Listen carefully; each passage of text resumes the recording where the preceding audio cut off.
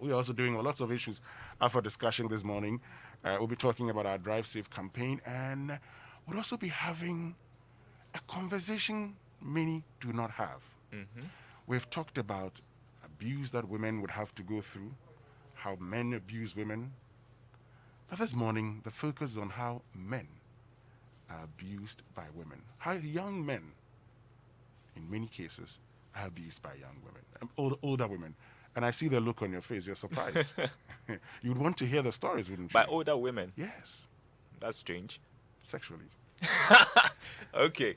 You understand it now? I do. Great. I do. Great. And that's the conversation we're having here on the Super Morning Show on Joy 99.7. But now time for the Joy Business Report with Daryl Kwao.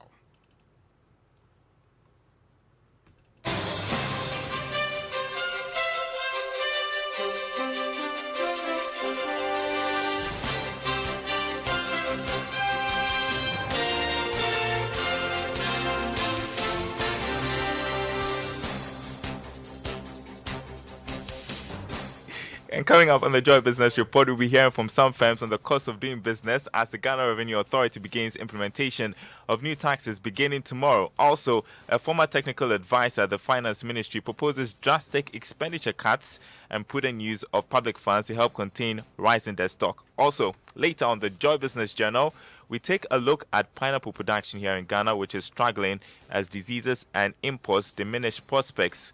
Details coming up.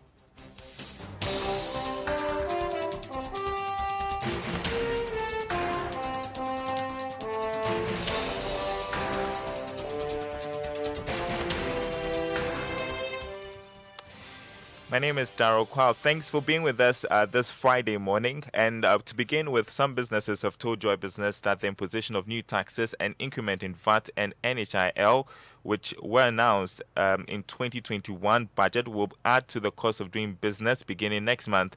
This follows a notice by the Ghana Revenue Authority to begin the implementation of these new taxes and levies from tomorrow, May 1. According to some businesses, the additional cost will be passed on to the consumer as a shared responsibility. Take a listen. Whenever there's an increment which will add cost to doing business, it becomes a major blow to us. And as you know, we are not Father Christmas. So whenever there is an increment, definitely we will pass it on to the customer or the consumer. But to what extent, can we be doing that? Otherwise, prices will always go up. As an SME operator, I think there are too many taxes for us to pay at a time. I wish and hope that government will erase all taxes when it comes to SMEs and let our businesses thrive, because it's really difficult out there to even put up a business from the very beginning, struggling stage and all of that. At the end of the day, we're all suffering. All the prices are going to go high, it's going to affect us. And then everything we do, we take one step forward and 10 steps backwards. Because You heard some businesses speaking to Joy Business on the implementation of new taxes announced in the 2021 budget beginning tomorrow. Now, there's a need for drastic expenditure cuts and prudent use of public funds to help contain the rising debt stock. That's advice from a former technical advisor at the Finance Ministry, Dr. Sam Mensah. The country's total debt stock has reached 291 billion cedis, representing a little above 76% of the total value of the economy.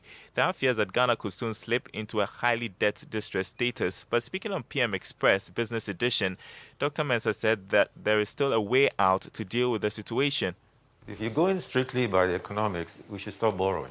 We should stop borrowing. We should slow Is down. it practical? But it's not practical. No, it's worrisome. If you look at the numbers, currently our debt to GDP is about 76%. Yeah. The general rule of thumb is that for an emerging economy, you shouldn't really exceed 70% of GDP. Yeah.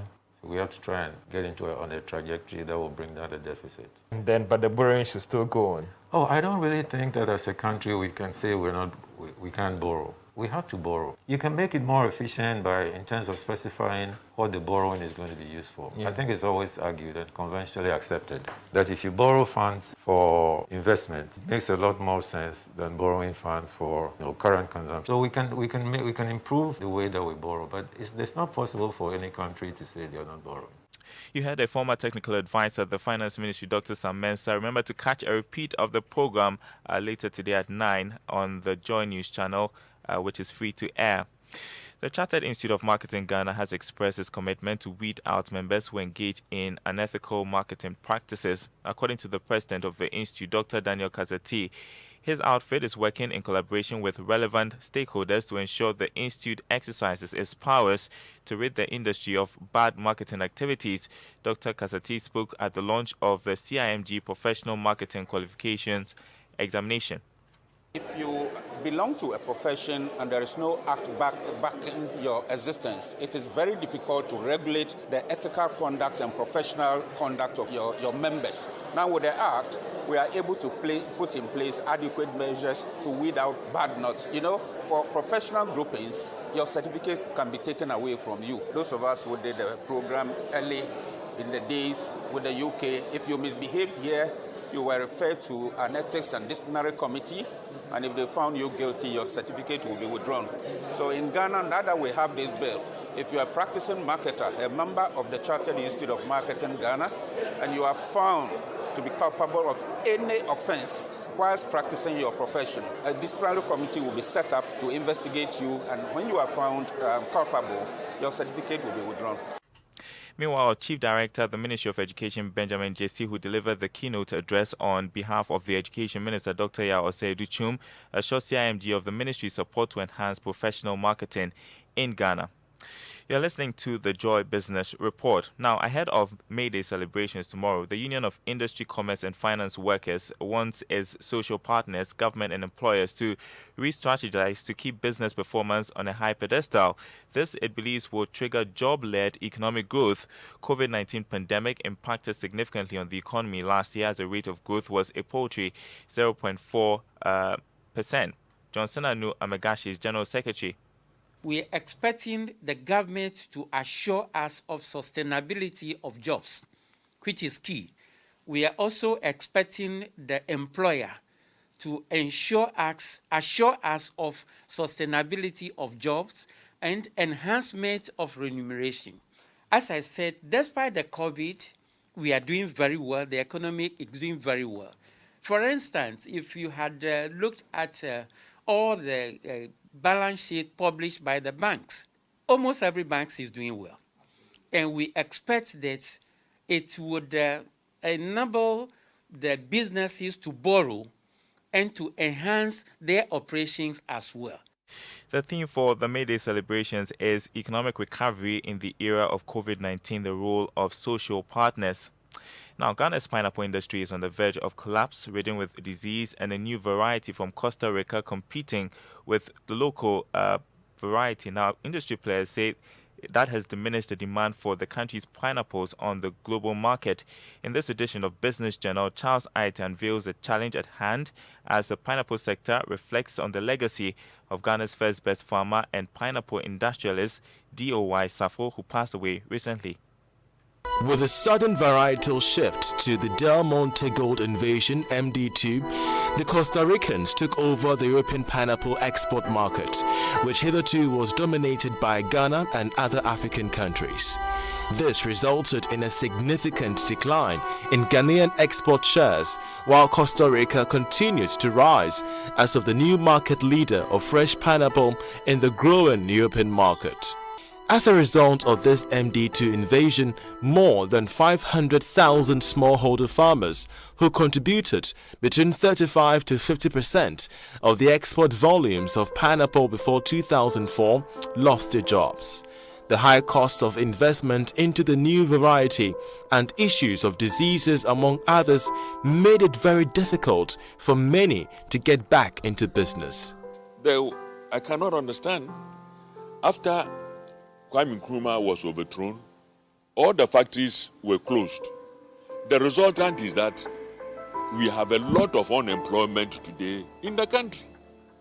If we had continued with it, that industry could have become a reproductive industry. I've come to meet Isaac Osei, the former Chief Executive Officer of the Ghana Cocoa Board and one-time Ghana High Commissioner to the UK. My question to him is the extent to which Ghanaian pineapples gained traction in the European market.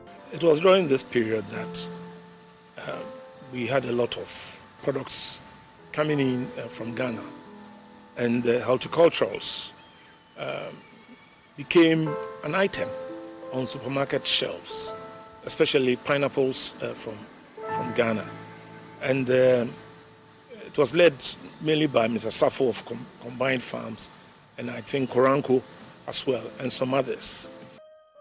Some 35 years ago, if you walk through this particular lane, you would see containers of pineapples stacked here in preparation for their exports to the European market. But today, we're talking of just 5 containers each and every year, a situation that industrial pineapple experts say has been solely due to the introduction of new variants called the MD pineapple variant.